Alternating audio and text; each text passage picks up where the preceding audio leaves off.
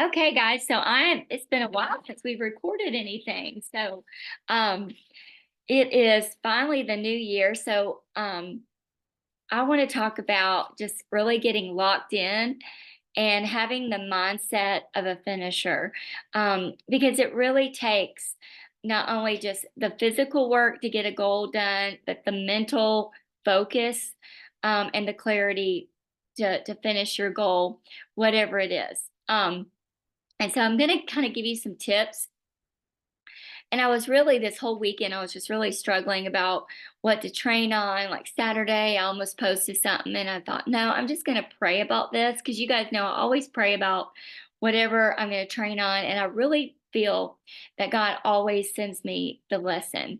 And so this is definitely from God because um it just ended up, I think I posted it this morning, it literally just came to me. So I just kept waiting and waiting, and every time I would say, I would get like start to get stressed out, like I don't know what to train on.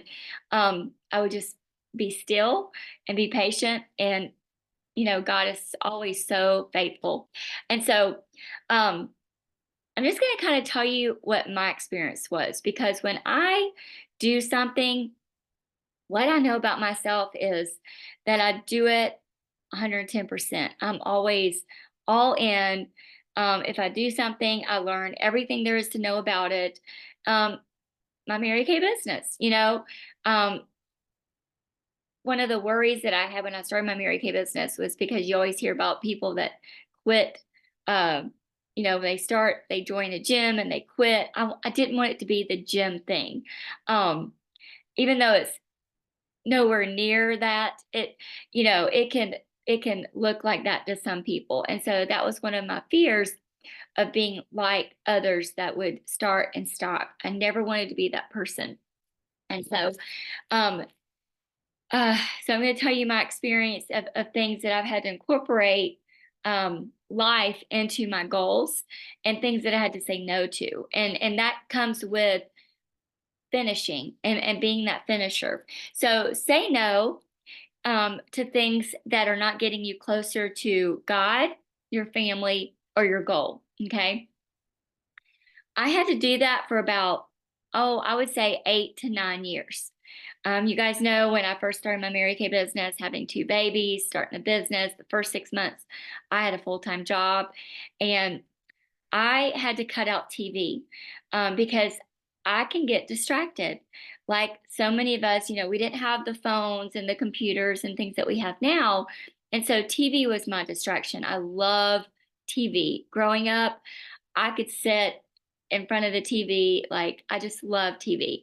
And so, still had that bad habit, in 2001 when I started this business. And by the way, tomorrow is my 23rd year anniversary in Mary Kay. And I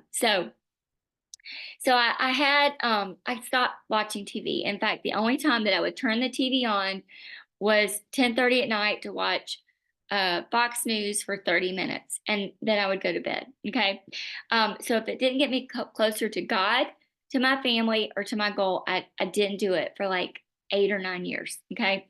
Um, you don't have to do this forever. Just do it now. So it didn't take me 8 or 9 years to reach my goal. Okay. It literally, once I got locked in, I became a sales director in 6 months, earned my first car the first 6 months to a year. Um, became that was my goal, is become a sales director. And once I made up my mind, it was 6 months. We're going to talk about that in a second. Um, so you don't have to, stop things that hobbies, things, volunteering. You don't have to stop that forever. You just have to stop things now, for now, when you're working on a big goal. If you can't manage to fit it into your schedule, if you see that it just can't be done with doing whatever it is that, for example, I um I got out of the choir at church. I stopped playing softball. I didn't have an extra night because my son started playing t-ball. And so I was never going to miss anything that he did. But I had to work my Mary Kay business. And so God first, family second, career third. God didn't need me to sing in the choir. God needed me to be around the kitchen table with these new faces that He was, that was coming into my path and my life, because my Mary Kay became my ministry. Um, so so what do you want? So that's the first thing, is I knew right away when I started my Mary Kay business that I wanted to be a sales director no matter what. There was not a doubt in my mind that this was something that I was going to do. So you got to ask yourself, what is it that you want? Okay? Why do you want it? Well, I could tell you, why do I want it? When I was a brand new consultant, I am not a good follower. I am a natural leader. I am very comfortable leading. I am uncomfortable following.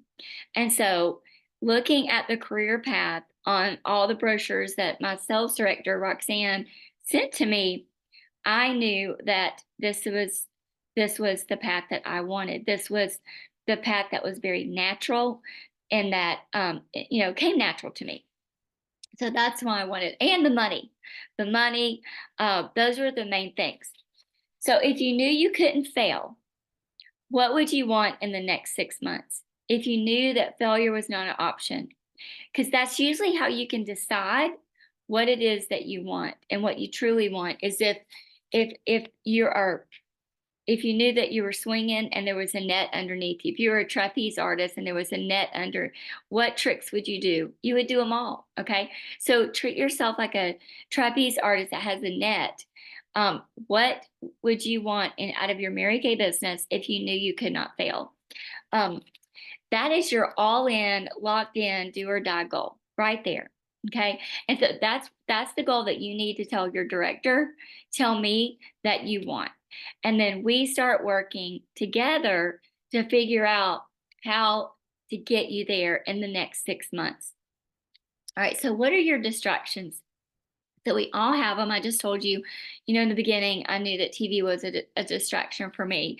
So what are your distractions? So 23 years later, there's a lot of different distractions for me and for you that I didn't have 23 years ago. So, what are your triggers? So, when you have a distraction or a bad habit, okay, this can help you with bad habits too. Every bad habit has a trigger. So, like I was talking with my sister, she's trying to stop smoking. I said, "Well, what are your triggers? When do you want a cigarette?" Okay. So for us in our business, when do we get distracted if we know we're going down into our office to book those appointments, or we're scheduled to book appointments during the day, or we're working from home? What's the distraction? Is it doing the laundry, doing the dishes? What is your distractions? um, and so you have to eliminate those distractions or those triggers that is going to cause you to be distracted from doing what you need to do, the first things first, right? And your bad habits. So the first step is knowing your triggers that lead to your distractions, and they're different for everybody. All right. Eliminate the triggers, and the distractions are gone. Stick to the schedule. When you're trying to reach a goal, um, finish something, or to finish something, establish work time, play time. So I'll give you my example. So we started the adoption process in January 2010. Okay, so that meant I had been in Mary Kay 9 years. So I was pretty established. My unit was pretty established, but I was also a Cadillac driver, which means you have to maintain that Cadillac. You've got to do Cadillac production. We started the adoption process and found out we were pregnant 5 days later, and so I had to keep working at the volume that I was accustomed to working to maintain my pink Cadillac, and the income. I had 3 boys, and I had to start this adoption paperwork that normally takes 6 months to a year to finish. Then I find out I'm pregnant, which then they tell me I have to finish this paperwork before the baby arrives. So this was January, the baby was due September. And so I had I had that many months. What is that? 8 months to finish this paperwork. Um, and so I looked at my schedule, and I had to be present to the moment. And this is where I always say this, I'm gonna name my beach house present to the moment. Because when you're working on a goal, you can't just you just can't go 90 miles an hour every day, all day. You will burn out, okay? But you gotta work and you gotta play. So my work time when the kids were in school, Hudson was in K4 and the boys were, they were like fifth and seventh grade or fifth and sixth grade or whatever. And so Monday, Wednesday, Friday was my Mary Kay days. So during the day, there's things that I do during the day, there's things that I do at night. But during the daytime when my kids were at school, those were the times that I get my deliveries done. I do facials, I do interviews, I would do coffee interviews. Those are those daytime appointments that I could get done. Okay. But I also had to do this paperwork. And so Monday, Wednesday, and Fridays were my Mary Kay days. Tuesday and Thursdays, no Mary Kay. I never scheduled anything. If a delivery, big order came in, it was going to be delivered. If it came in on, Monday night, it was going to be delivered on Wednesday. If it came in Wednesday night, it was going to be delivered on Friday. But Tuesday and Thursday, I specifically zoned in, clocked in, locked in on doing my paperwork for my China adoption. That might mean going to get my fingers print, going to the courthouses, going to the Capitol, the state Capitol, getting my paperwork authenticated. It literally, that paper was 4 pounds, 4 pounds when I'm done. So I would get all this paper and I would have to send it to the state capitol to get the consulate to stamp their seal. Okay. Then they'd have to mail it back. Then I have to get it back, go make copies of that. Then I have to get it. Then I have to mail it to the Chinese consulate to get their seal. It had to be all these seals. So funny thing is, my husband never goes to the post office. He goes to the post office the other day and she sees his name and she's like, "Oh, how's Michelle doing?" You guys, I don't go to the post office anymore. Like maybe twice a year because I order all my I print all my own stuff. I do my, they come to my front door.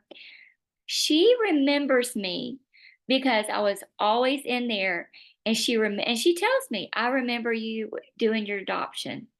You guys, that was 2010. She's never even met my husband, and she sees our address, asks me how I'm doing, how the kids are doing. He comes home, he's like, how's the post office? It's you guys, that was my life. Every Tuesday, Thursday, I was at the post office mailing something. And so that is how you have to be present to the moment. Okay. So, um, so 6 months, you guys don't need to know anymore about my adoption, but I had, if I was doing Mary Kay, I was doing Mary Kay. If I was doing adoption stuff, I was doing adoption stuff. And so over the years, I've been able to incorporate, because I have that skill, I've been able to incorporate other things that are near and dear to my heart that I can still fit into my schedule that doesn't take away from my Mary Kay business and my goals and my income that I have to bring in for my family. For example, Kai's doctor's appointments. We didn't know she was gonna, have all these medical challenges. Sometimes we have 4 doctor appointments a week, always two. It's just always something. And the other kids. But I've also been able, 4 years ago, been able to start the tennis program at Central. And now we've grown from a middle school program with just 6 kids to a middle school and varsity program. You guys already have 35, 36 kids signed up for this spring, and we haven't even announced it to the whole school yet. This is just people calling and signing up. And so the springtime is super busy for me. Well, guess what? I start car qualifications every January 1. I start tennis first week in February. It goes to the end of April. And then Hudson's a senior.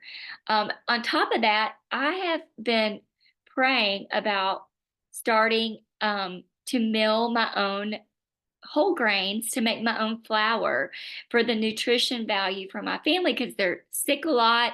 Mary Beth, she has her own gluten issues. Cause, help. And so I've been praying and praying and praying. And it just came to me. Our tennis coach's wife sent me bread. She started milling her own flour, and the bread was just so good. I've just been praying and praying. I don't take these things lightly because, like I said, I get locked in. I'm all in, and I can't let it be a distraction to the work that I have to do. And so that's why I prayed about. You thinking, well, what's there to pray about baking bread? Um, I have to know everything. I have to know about the wheat berries. I have to know everything. And so, um, I designate the time that I'm working on learning about wheat and all natural things, even olive oils. Where do I get this olive oil that's pure from Greece? Um, Honey, pure unpasteurized honey. So I've started baking my own bread, milling my own wheat, so that my family gets the nutritional value from that. That took time, and so I've had to incorporate that in. So, what I'm saying to you about all of this is that you don't have to, stop everything just to finish a goal in Mary Kay. The money will come from that, from the activity, but you've got to figure out what you want and you've got to be disciplined. When you say you're working, you've got to work. And you've got to stop, you've got to get rid of all those distractions that that's going to stop you from reaching that goal. All right. So I've got ahead of my notes here. So I have all the skills to make sure that I'm disciplined and present to the moment. And that's what I'm here for, is to help each of my consultants get these skills of, and it's just as simple as, blocking out all the noise and all the things that aren't getting you closer to God, closer to your family, and closer to your goal. Okay. If you see it, you achieve it. So post goal posters. We don't talk about that enough. Posting that everywhere. Your refrigerator, your bathroom, your dashboard in your car. Letting people know. If you're earning a car, I'm earning a car. I'm earning a car in June. I'm earning a car. Keep it in front of you. Break it down weekly, monthly, quarterly, a 6 months goal. Okay, you can do anything you want in 6 months. If this, what was I going to say? What I don't want you to do is break it down so minute that you say, oh, I missed my goal this week. Oh, I missed my goal last week. And then you feel like you're off course. Keeping on course and course correcting is going to get you there. And I say that I've talked and taught about this course correction. Even the first rocket to the moon had to course correct every second, every minute of every the whole trip. They had to course correct, or else they would have been thousands of miles off course and would have missed the moon. And so if they didn't turn around after that first minute of being off course, you don't quit after your first week of missing, staying off course. You have to keep course correcting. And that's what I love about the 6-month goal. Okay. Schedule your personal planning session with me. So I can help you set your plan in motion. And it's telling people about telling me what your goal is. Find somebody that is going to keep you accountable. Okay. Andy, my husband, was my accountability partner because we decided that first car was going to be cash and he was getting a new truck. He needed a new truck. And so he kept me accountable. There was no missing this goal. And so find someone that is going to keep you accountable so that you stay on track, you stay on target, even if you have to course correct, and then you finish your goal. You got to set a date. You got to pray about that date and you got to set a date. That works. Andy and I prayed about when we wanted to finish. We both came up with the date June 1st of 2000. 2. That was me becoming a sales director. And God intervened, or actually, no, it wasn't me being a sales director, it's me quitting work. The first goal was me quitting work. Um, started January 8th of 2001, and I came home June 1st, 2001, 6 months later, shy 3 days. So that was my first goal. So set a goal, set a date, tell somebody, get an accountability partner, and post it everywhere. Okay. And then, you know what? Stay on track, course correct, find your triggers, and you know what? Just go for it. You know, that finish line is right there. God didn't set you up for failure. He gets no glory out of that. If you prayed about it and he gave you that vision, he gave you that date, then that finish line has your name on it, has your date on it. You just can't, you just have to do the work. You have to give God something to bless. Okay. All right. Let me stop the recording. Where is it? Recording. There it is.